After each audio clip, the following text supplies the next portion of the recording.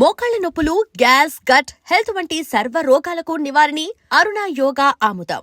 Hi, welcome to my show. క్షేమంగా వెళ్ళి లాభంగా రండి.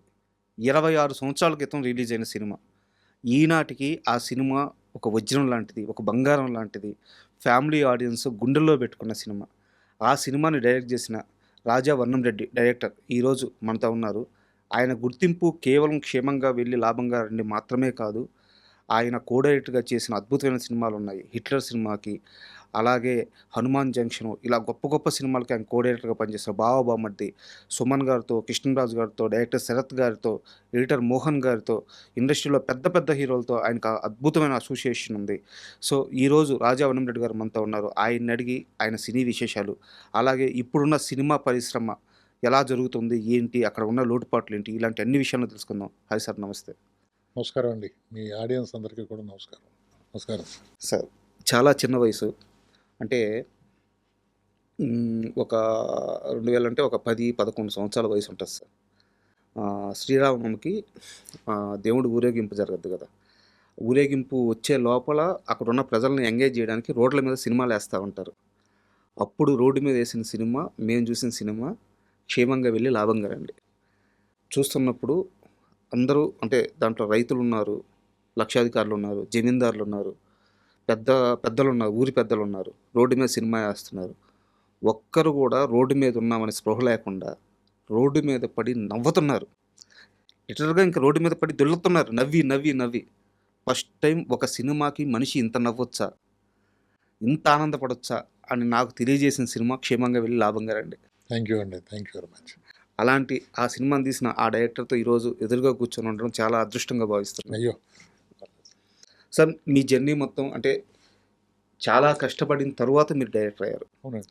క్షేమంగా వెళ్ళి లాభంగా రండి మొదటి మూవీ. దానికంటే ముందు మీకు ఒక పెద్ద జర్నీ ఉంది. అవును సార్. సో మనం ముందు క్షేమంగా వెళ్ళి లాభంగా రండి గురించి మాట్లాడుకున్న తర్వాత మీ జర్నీకి వెళ్దాం. అలాగే అలాగే. 2000 సంవత్సరం ఫిబ్రవరి ఆ సినిమా రిలీజ్ అయింది. అసలు యాక్చువల్గా అప్పట్లో ఈ ట్రెండ్ లేదు సార్. అంటే ఇంతమంది హీరోలను పెట్టి, అవునండి. ఇన్ని పేర్స్ని పెట్టి ఒక ఫ్యామిలీ బ్యాక్డ్రాప్లో సినిమా తీయడం అనేది ఈ పేరు లేదు. అసలు ఎలా క్షేమంగా వెళ్ళి లాభంగా రండి ఆన్ బోర్డ్ అయింది, ఆలోచన ఎలా వచ్చింది, ఎలా కార్యరూపం అయింది అది? సార్, నేను యాక్చువల్గా ఎడిటర్ మోహన్ గారి దగ్గర కో డైరెక్టర్గా బావబామర్దికి జాయిన్ అయ్యానండి. సార్, ఈ క్రెడిట్ అంతా ఈ ఆర్టిస్టులను ఎన్నుకోవటం, కథ రెడీ చేయటం అంతా మోహన్ గారి క్రెడిట్, నాదేం లేదండి. నేను డైరెక్షన్ మాత్రం నేను చేశాను. బట్ ఎలా అంటే సార్, ఆయన సబ్జెక్ట్కి కోసం హీరో కానీ హీరోల గురించి సబ్జెక్ట్ చేయడండి. ఆయన ఓకే. ఫలానా హీరోకి సబ్జెక్ట్ చేయమంటే ఆయన చేయరు. సబ్జెక్ట్ చేసుకుని హీరోల కోసం వెళ్ళే మనిషి ఆయన. అందరికీ తెలుసున్న మ్యాటర్ అది. ఈ దానికి ఈ మూడిట్లకి వీళ్ళైతే బాగుంటారు అని డిసైడ్ చేసింది మాత్రం ఆయనేనండి. ఓకే. ఏమండి, ఆ రోజుల్లో వీళ్ళ ముగ్గురు హీరోలుగా చేయటం అనేది రాయన్ ప్రసాద్ గారు, శ్రీకాంత్ గారు, బ్రహ్మానందం గారు చేయటం అనేది, అంటే మోహన్ గారి మీద ఒక నమ్మకం. సారీ సార్, ఇక్కడ చిన్న ఇంటరప్ట్. అంటే ఈ జనరేషన్ తెలియాలని ఒక మాట చెప్తున్నాను. ఎడిటర్ మోహన్ గారు అంటే ఆయన చాలా పెద్ద వ్యక్తి, చాలా పెద్ద నిర్మాత, చాలా పెద్ద ఎడిటరు. అన్నిటికీ మించి ఈ జనరేషన్ అంటే ఇప్పుడు జేమ్ రవి గారు ఉన్నారు కదా, వాళ్ళ ఫాదర్ ఆయన. అలాగా వాళ్ళ దగ్గర ఉండడం నా అదృష్టం అండి. తర్వాత ఆ ఫ్యామిలీకి నేను దగ్గర అవటం, ఏమైనా సరే ముందు పెద్ద కొడుకుని, ఎవరైనా పెద్ద కొడుకు పెళ్లి చేసి పంపుతారు. అలాగే నన్ను ముందు నాకు సినిమా ఇచ్చిన తర్వాత రాజాతో చేద్దాం, రాజాని చేయమన్నారంట ముందు. లేదు ముందు రాజా గారికి ఇచ్చిన తర్వాత నేను చేస్తాను అన్నాడు. అలాగే నాకు ఇచ్చిన తర్వాత నెక్స్ట్ హనుమాన్ జంక్షన్ చేశాడు ఆయన. ఆయన మొదటి మూవీ అది. ఆయన మొదటి మూవీ హనుమాన్ జంక్షన్. నా మొదటి మూవీ క్షేమంగా వెళ్ళి. దీని తర్వాతే అది. అంటే ముందు నన్ను చేసి బయటికి పంపిన తర్వాత నేను చేస్తాను అని చెప్పి ఆయన చేయటం అనేది ఫ్యామిలీలో ఉన్నటువంటి ఎథిక్స్, మొరాలిటీస్. డబ్బులు పెట్టుకోవాలంటే కొడుకు కోసం పెట్టుకోవాలి, కొడుకును లాంచ్ చేస్తారు. కానీ 9 నన్ను ఒక వ్యక్తి కాసుకొని ఉన్నారు, నా ఇంట్లో బిడ్డ అయ్యాడు, అతనికి లైఫ్ ఇచ్చిన తర్వాత సొంత బిడ్డకి ఇవ్వాలి అనుకోవడం అనేది ఈ లైఫ్లో ఎవరు ఉండరండి, ఎవరు ఉండరు.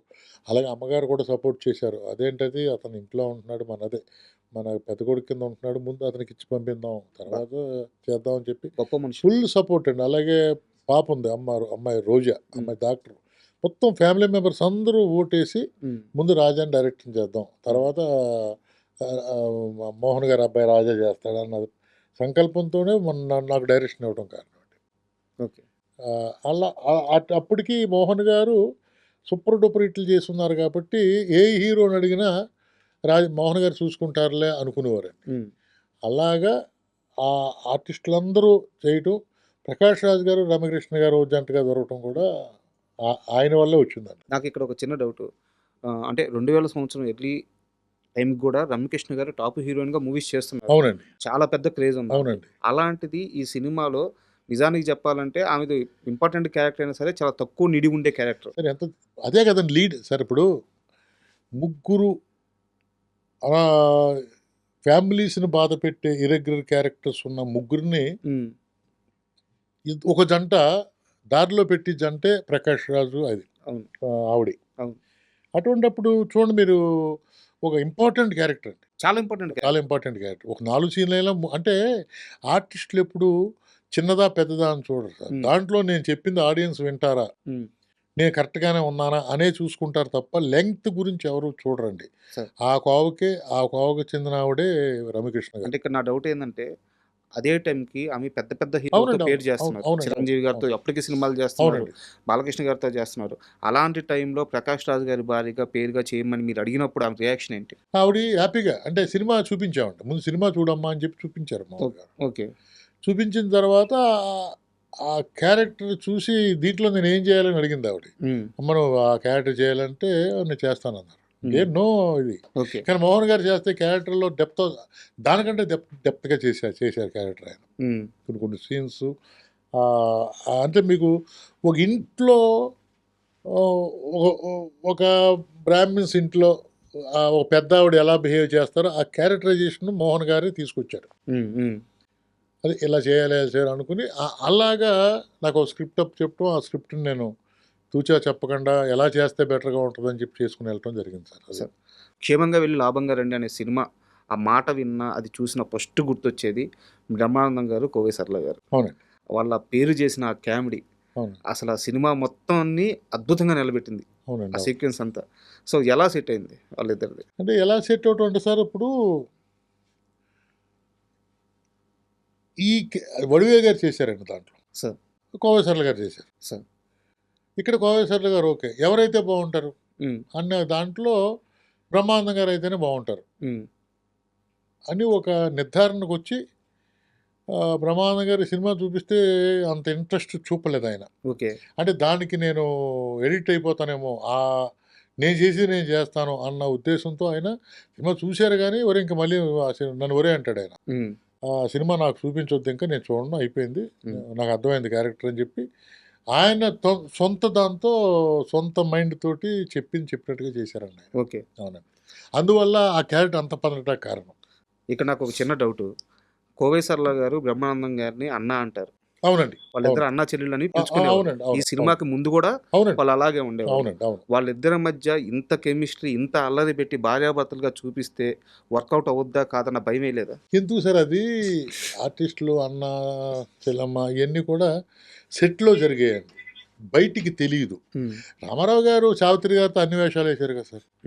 సిస్టర్ బ్రదర్ క్యారెక్టర్ చేశారు, వైఫ్ క్యారెక్టర్ చేశారు. అది ఆర్టిస్టు క్యారెక్టర్లో ఇమిడితే అదేమి తెలియదండి, అవి ఏమి తెలియవు అసలు. అది అండ్ ముఖ్యంగా సినిమాలో కోవై సరళ గారు ఇచ్చే చిన్న చిన్న ఎక్స్ప్రెషన్స్ ఉంటాయి. అవునండి.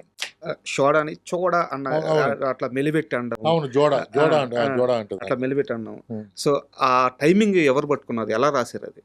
అంటే సార్, ఇది డైరెక్టర్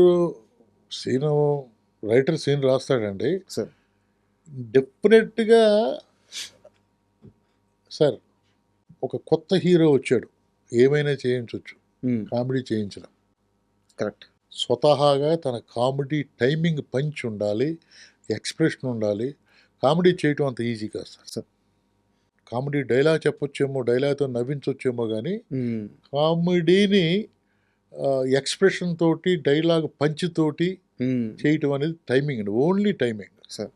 ఈ ఇండస్ట్రీలో అంత టైమింగ్ ఉన్న ఏకైక ఆర్టిస్టు ఓన్లీ ఫస్ట్ 1 to 10 ఒకరే వస్తారండి, చిరంజీవి గారు సార్. అంటే కామెడీ టైమింగ్ ఉంటుంది సార్. ఆ టైమింగ్లో పడితేనే కామెడీ పండుద్ది. కరెక్ట్.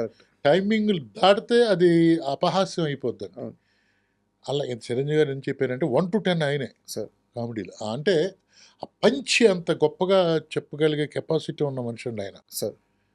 అప్పుడు దీంట్లో ఎందుకు చెప్పానంటే బ్రహ్మానందం గారు, కోవై సరళ అందరూ టైమింగ్ ఉన్న ఆర్టిస్టులు కాబట్టి అంత పెద్దవాళ్ళు అయ్యారు. కానీ వీళ్ళందరికంటే హీరో అయ్యి ఉండి ఆయన టైమింగ్ చాలా బాగుంటుంది. కరెక్ట్. ఎక్స్ట్రాడినరీగా ఉంటుంది టైమింగ్. సార్. కామెడీ చేయటం మెయిన్ అందుకునే సార్ కొత్త వాళ్ళని కామెడీ చేసి పండించలేమండి. కామెడీగా ప్రూవ్ చేసుకున్నామంటే మనం వేషం ఇవ్వగలం తప్ప ఒక మనిషిని తీసుకొచ్చి కామెడీ రాని వాళ్ళని కామెడీ చేయించలేం. స్వతహాగా ఇక్కడ స్వతహాగా ఉండాలండి. ఉన్నవాడిని మనం కామెడీ చేయించగలం. సార్. ఇప్పుడు స్వతహాగా లేని హీరోని ప్రేమించడం, హీరోలో స్వతహా లేదు, చెప్పు చేయొచ్చు, యాక్షన్ చెప్పు చేయొచ్చు, డాన్స్ చెప్పు చేయొచ్చు, కానీ కామెడీ టైమింగ్ మాత్రం ఒరిజినల్గా భగవంతుడు ఇవ్వాలి సార్. అది మాత్రం కన్ఫర్మ్. సో అక్కడ వీళ్ళిద్దరూ ఆల్రెడీ పండిపోయారు కాబట్టి ఆ కామెడీ వర్కౌట్ బాగా పండిపోయారు. డైలాగు అటువంటి డైలాగ్ ఉంది. ఆ టైమింగ్లో నాకు బాగా నాలెడ్జ్ ఉంది. కాబట్టి అంత పండటానికి ఒకసారి చదివి వినిపించరా అనేవాడు ఆయన. ఆ టైమింగ్లోనే వినిపించేవాడు నేను. అలాగే కోవై సరళ గారికి తమిళ్ రాదు కదా, తెలుగు రాదు కదా, ఆవిడ తమిళ్లో రాసుకునేది. నేను టైమింగ్లోనే డైలాగ్ చెప్పేవాడిని. డైరెక్ట్ టైమింగ్లో చెప్తే ఆర్టిస్ట్ టైమింగ్ తెలుసున్న ఆర్టిస్ట్ అయితే ఇంకేముందండి, ఆటోమేటిక్గా పండుద్ది కదా. And for more videos, Please subscribe to iDream. Please subscribe to iDream. Please subscribe iDream. And please subscribe to iDream. For more videos, subscribe to iDream. please like, share and subscribe to the channel. Congratulations, iDream. Subscribe to iDream. Subscribe to iDream. So subscribe to iDream Media. iDream team andarki huge congratulations. Please subscribe iDream Media. Please subscribe to iDream. Subscribe iDream. Please subscribe to iDream. iDream అంటే నా కళల ఛానల్ను subscribe చేసుకున్న నోరు తిరుగుతలేదు, మీరైతే గంట గుర్తు కొట్టండి. For more such videos, please subscribe to iDream. Subscribe to iDream. Please subscribe to iDream. Please subscribe iDream Media. Please do subscribe to iDream. Please subscribe to iDream Media. For best entertainment and information, please subscribe iDream. And don't forget to subscribe to iDream.